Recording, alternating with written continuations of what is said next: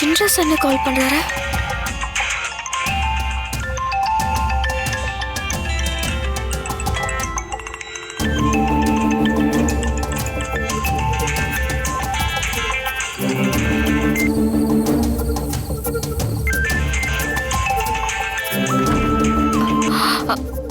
சொல்லுங்க சின்ரஸ் அண்ணே. அம்மா துர்கா, அம்மா கௌரிமா. என்ன கௌரிக்கு என்னாச்சு?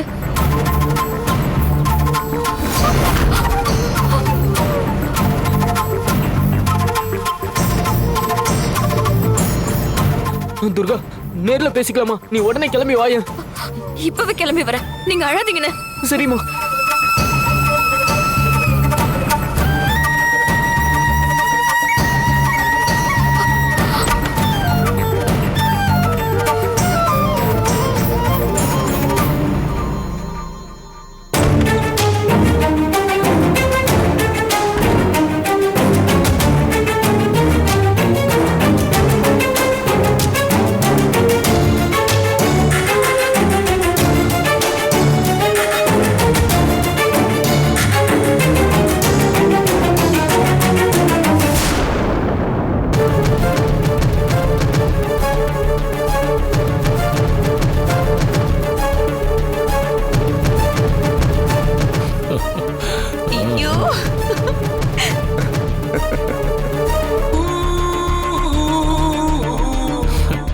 ஊர்ல இருந்து கௌரி செத்துட்டான்னு செய்தி வந்துருச்சு.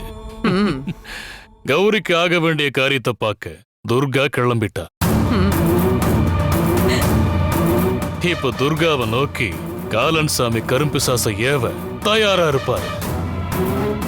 துர்கா அவட்டையோ மனுஷியோ, ஆனா இனி அவ இந்த வீட்டுக்கு திரும்பி வரவே மாட்டா.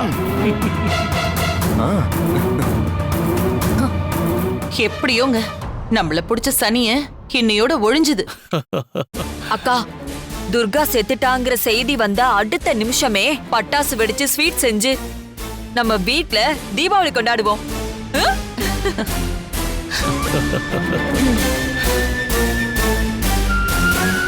ஜெய் காவேரி, அசோக் ரூம்ல தாண்டி தூங்கிட்டு இருக்கான். சத்தம் இல்லாம பேசு.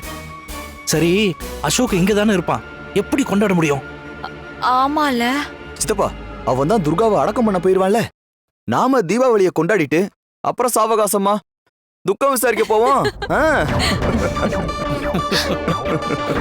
டே அர்ஜுன், இதுவும் நல்ல ஐடியா தான்டா. டே அர்ஜுன், பட்டாசெல்லாம் ஆர்டர் பண்ணிடுறா. Okay okay. ஸ்வீட் செய்யலாம் நேரம் இல்ல, அதையும் ஆர்டர் பண்ணிடலாம். ஆமா, பண்ணிட்டாலும். அர்ஜுன், ஸ்வீட் கடையில விதவிதமா ஸ்வீட் வச்சிருப்பாங்க. அதுல எல்லாத்துலயும் ஒவ்வொரு கிலோ ஆர்டர் பண்ணிடு. நம்ம எல்லாரும் சேர்ந்து ஒரு கட்டு கட்டிடுவோம். சரிங்க சித்தி. கனகா எத்தனை தடவை பாடம் எடுத்தாலும் இவங்களுக்கு புத்தியே வரமாட்டேங்குது. ஆனா ஆவுடையா கனகாவான்னு இன்னைக்கு சரியான போட்டி தான். காலன் சாமி கனகாவுக்கு ஆப்போசிட்டா கரும்பிசாசை ஏவி விட போறாரு. ஒரு பக்கம் கௌரிய கொல்ல கோடாரி கேங்னு 9 பேர் போயிருக்காங்க. கனகா சமாளிப்பாளா இல்ல திரும்பவும் ஆவுடை முன்னாடி வந்து நின்னு இவங்க முன்னாடி அவ வந்து பட்டாசு வெடிப்பாளான்னு வெயிட் பண்ணி பார்க்கலாம்.